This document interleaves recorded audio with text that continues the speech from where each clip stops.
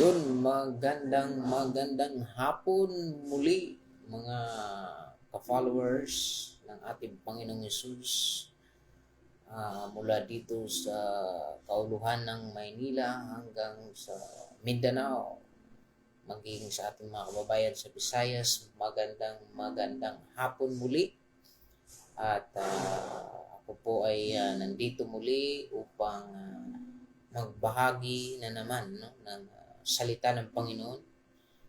At binabati ko kayo ng magandang hapon. Ito po ang inyong kapatid kay Kristo, Brother Joe Maritua, preaching the Lord Jesus Christ is the way, the truth, and the life. No man cometh to the Father except the Lord Jesus Christ, whom God the Father sent to us to save us all. Maraming salamat mga kapatid. Nandito tayo muli at magbahagi ako sa inyo ng salita ng Panginoon, no? Sapagkat sabi ng Panginoon in Romans 1:16, I am not ashamed to preach the gospel, for this is the power of God unto salvation. So ito ngang salita ng Panginoon mga kapatid ay patuloy natin na ibabahagi sapagkat sa salita ng Diyos dyan natin matamasa ang paniniwala at magkaroon tayo ng pananampalataya sa dakilang Ama na may likha at lalong-lalo na sa kanyang pinadala sa atin upang tayo'y iligtas mga kapatid. No? In Revelation chapter 1 verse 3 that he says that blessed is he that readeth and hear the word of this prophecy and keep those things which are written therein, for the time is at hand. No? Ibig sabihin,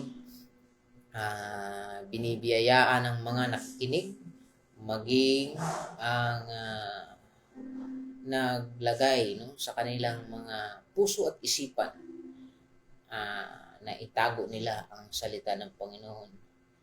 At dahil ay malapit nang magbabalik ang Panginoon sa ating mundo. Mga kapatid, ito po'y napakalaga sapagkat sa ating verse ngayon, sa ating topic, nakatuon sa no second chance for salvation. So, no second chance for salvation. Ibig sabihin, ito'y nahintulad sa mga nakaraang panahon, sa tinding baha sa buong mundo sa panahon ni Noah. Si Noe ay inutusan ng Diyos na magbahagi ng salita ng Panginoon in 120 years. Ngunit mga kapatid, sa kasamang palad, 8 lang ang naligtas. So gusto kong i-emphasize mga kapatid that no chance for salvation. Wala nang chance ang kaligtasan kung ito'y ating in-neglect. Neglection of salvation that God provided for us. So ang kaligtasan kasi ay hindi gawa ng tao, kundi ito ay gawa ng Diyos para tayo'y hindi mapahamak at maliligtas tayo. Tingnan natin yung story ni Noe. Noe is commanded by God to preach that He will end the world through the flood. Mga kapatid, sa ganitong paraan, dahil nakita ng Diyos na ang mga tao noon ay makasalanan na, in Genesis chapter 5 chapter 6 and verse 6 that when he see the wickedness of men, so yung napaka-makasalanang mundo na, ibig sabihin polluted na yung mundo, kagaya natin ngayon, we are in 70% up yung ratio or yung kalagayan ng ating generation that going to the prophecy of the Bible. Ibig sabihin, sa panahon ni Noah, they are drinking, eating, marrying, enjoying life. Kahit nakita nyo sa ating henerasyon ngayon, so ganun din yung nangyayari sa panahon ni Noe before the flood. No? Yung pag-iinom ng sobra-sobra, yung kasiyahan na sobra-sobra, yung mga kain doon, kain kung saan-saan. Mag-aasawa yung mga tao. So, ganun yung buhay noon sa panahon ni Noe. Hindi nila alam na may paparating na napakalaking baha. Ngunit, ang Diyos, sa kabila man ng napakasalanan ng generation ni Noe, God sent salvation, no? Through the ark. No? Yung kaligtasan noon sa panahon ni Noe ay napakadali lang. No? Sabi nga ng historian when we study the theology, mabuti pa yung hayop. Ramdam nila na may paparating na napakalaking sakuna sa buong mundo. Ngunit ang tao ay may utak, may puso. Sa panahon ni Noe ay nawala, losing their humanity. Nawala sila sa kanilang pagkatao at nakaligtaan nila na may paparating pala na napakalaking baha sa buong mundo. Kung kaya't I want to emphasize the mystery of God for salvation. Alam mo yung misteryo doon, yung sa kabila ng makasalanan ng panahon ni Noe, God sent His plan or His way for salvation. Ano yun? Yung arka. God provide way for them to be saved. Ngunit, itong mga tao sa panahon ni Noe ay mga mangmang. They are full. Okay? Pinuprovide na ng Panginoon yung ark for them to be saved. They refuse and neglect it. So, dumating na yung napakalaking flood sa buong mundo sa panahon ni Noe. At sa kasamaang palad sa henerasyon ni Noe ay 8 lang ang naliligtas. No? So, that is the reminder. Alam nyo ba, yung story ni Noe it is pointing to the Lord Jesus Christ today. No? Yung sa ating henerasyon naman ngayon, yung judgment is hell. Alam mo, hindi ako nagsawang balik-balikan ito kay napakaraming hindi nakakaintindi ng yung Panginoon kasi mahilig siya sa illustration, mahilig siya sa parable. I want to tell you the parable of the ark. So, dito tayo. Sa ating henerasyon ngayon, yung judgment is hell. So, binaliwala lang natin. No? Sa panahon ni Noe, ganun din, inom. Grabe yung inom. Halos mamamatay na.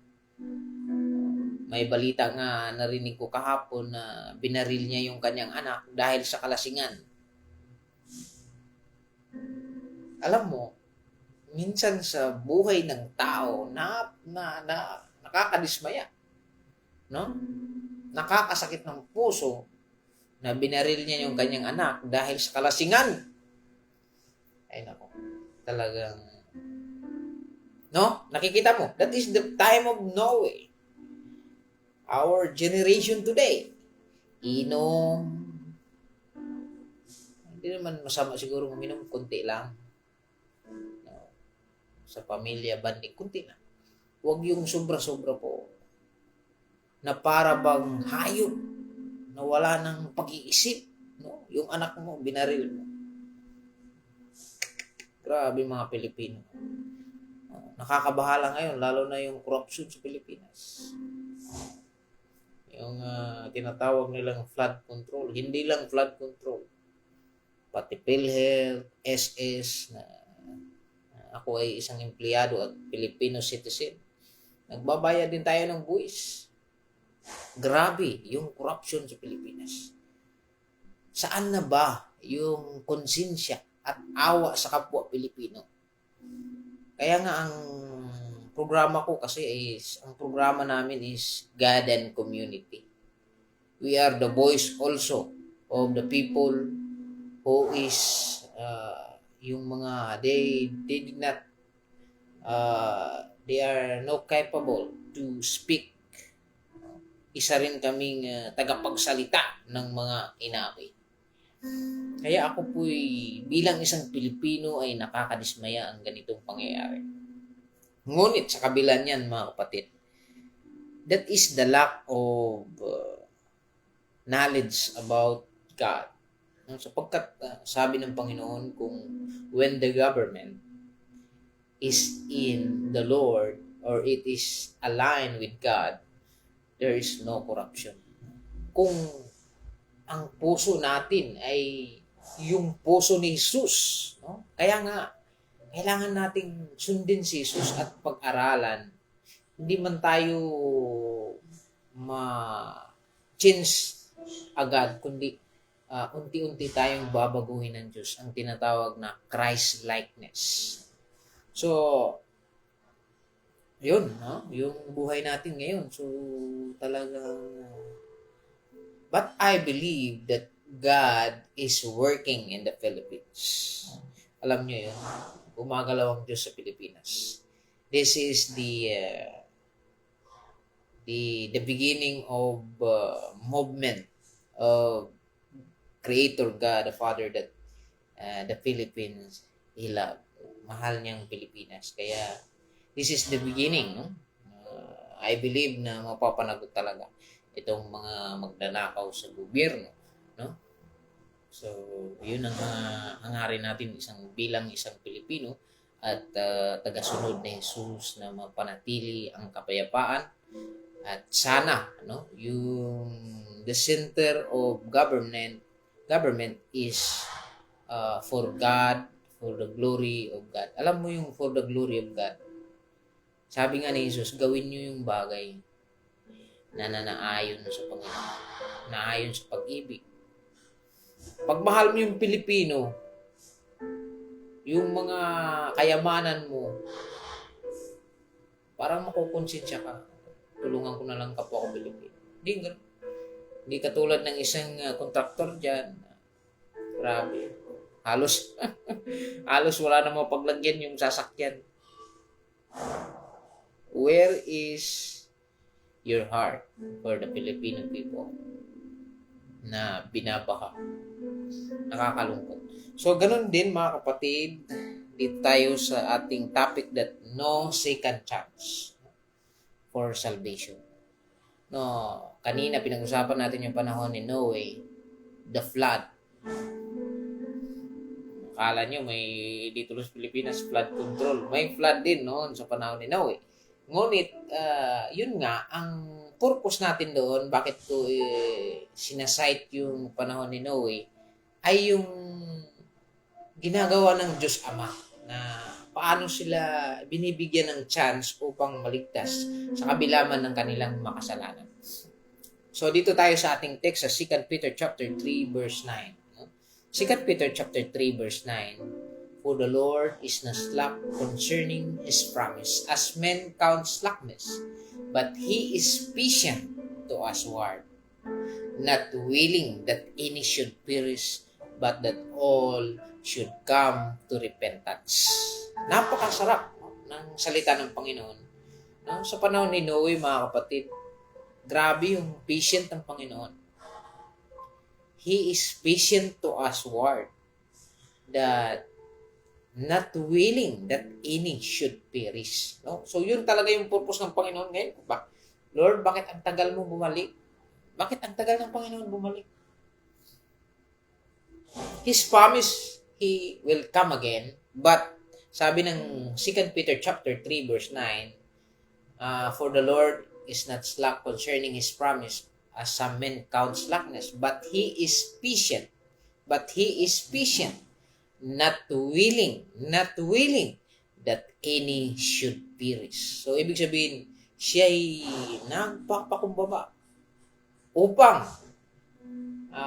He is not willing. Ayaw niya na tayo'y mapahamak, mga kapatid, sa tinatawag na impierno or hell, no? So ito yung judgment ng henerasyon natin ngayon, ha? Hell, no? So yung hell nasa Bible na yun, no? no? Nakasulat na yon. At kung nakikita nyo naman yung mga bulkan natin sa Pilipinas, ay talagang bumubuga ng lahar o yung tinatawag na sulfur. No? Yun yung impyerno talaga. Mangyayari talaga yan. Ganyan talaga sa ilalim ng lupa. May impyerno, may kalayo. No? May tinatawag na mga, sa Bisaya, pakalayo, kining itawag nga padulungan sa tao nga walay relasyon sa Ginoo, mga kaigsunan, no?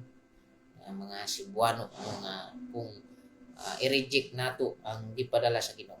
Now, nganong gisgutan ako tong arka, gusto na ako i-emphasize nga katong arka sa panahon ni Noe, it is pointing to Jesus Christ. Nagalarawan kini sa atong henerasyon ngayon na yung arka na yun ay si Jesus ngayon sa ating buhay, sa ating henerasyon. Sa kabila ng judgment na hell, na sana'y pupunta tayo, nagbigay ang Diyos ng paraan na kagaya ng ark doon sa panahon ni Noe. Sa atin ngayon, pinadala naman yung kanyang anak na. Sabi nga ng Hebrews, chapter 1, verse 1 to 3, mga kapatid, He sent prophets to generation that from Genesis to Malachi. He sent prophets. But today's our generation, God sent His Son. No? So, hindi na propita yung pinadala niya, kundi yung kanyang mismong anak ang pinadala niya dito sa mundo upang mangusap sa atin.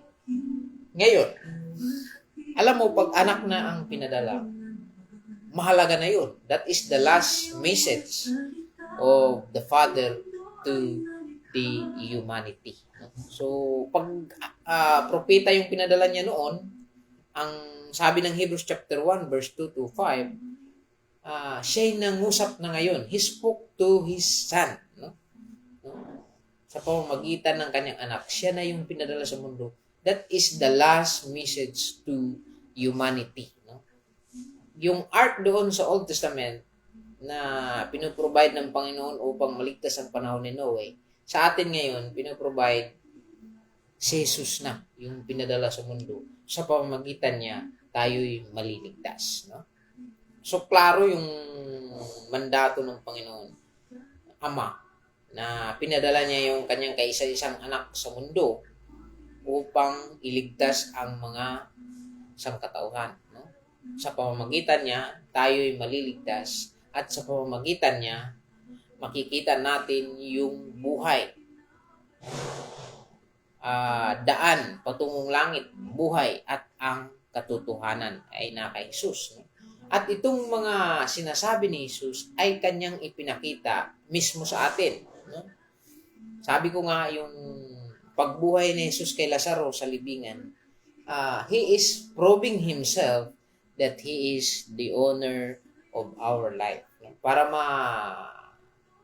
iparating sa atin na siya yung daan patungong langit, siya yung katotohanan, hindi iba yung katotohanan, kundi si Jesus ang katotohanan, at siya lang yung ating ipapangaral, at siya yung buhay. Siya yung may-ari ng ating buhay. In 1 John chapter 5, verse 12 to 13,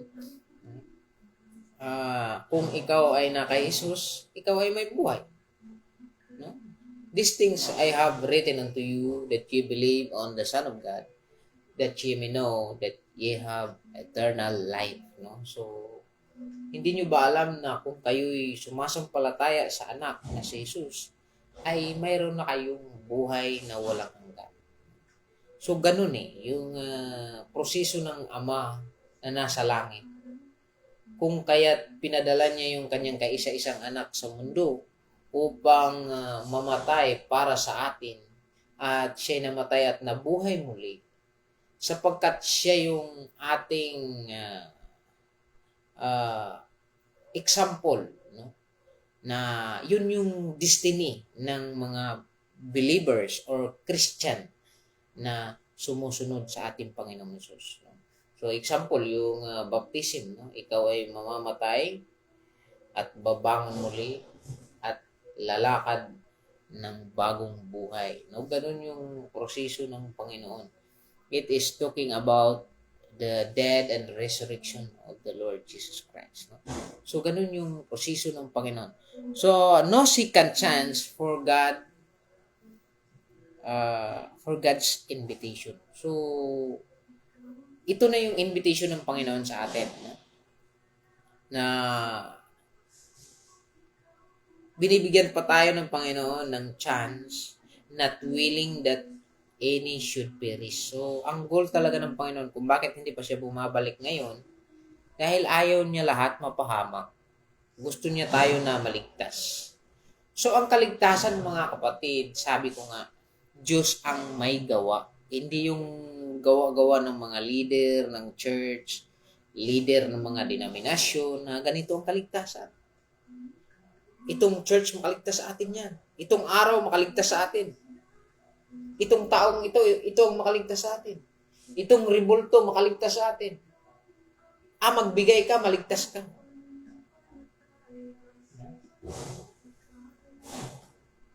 Maraming paraan. No? Sabi nga ng Acts chapter 4 verse 12, maraming paraan ng kaligtasan. Ngunit ang kaligtasan na kay Jesus lamang ang i-allowed ng Panginoon. So mga kapatid, no second chance for God's invitation. So yung invitation ng Panginoon ngayon na. No? Dapat sumunod na tayo sa Panginoong Jesus. Mga kapatid. So yun ang kailangan natin, no, sa ating buhay. No second chance for invitation, no second chance for hell, condemnation. Walang chance sa hell, kundi ngayon na. No second chance for salvation of God. Wala nang second chance sa kaligtasan ng Panginoon. 2 Corinthians chapter 6 verse 1 to 2, today is the day of salvation, mga kapatid. So, ganun na lamang ang pag-ibig ng Diyos sa ating buhay. Kaya, kung ikaw ay kailangan mong maligtas, mga kapatid. At ito'y matatagpuan sa ating Panginoon. So, magbasa ka ng Bible at pag-aralan mo kung ano yung plano ng Panginoon sa buhay natin. Mabuhay po tayong lahat. This is Brother Chumaritua. Sa muli nating pagkikita. Sana mayroon kayo natutunan sa ating pinag-aralan. Ating alalahanin na wala ng chance higit pa sa panahon na ito, mga kapatid. Tanging si Jesus lamang makaligtas. Sa muli, itong inyong kaibigan, kapatid, Brother Chumaritua, preaching the Lord Jesus Christ is the way, the truth, and the life. No man cometh to the Father except through Him. Maraming salamat. God bless po. Mabuhay po tayong lahat, mga kapatid.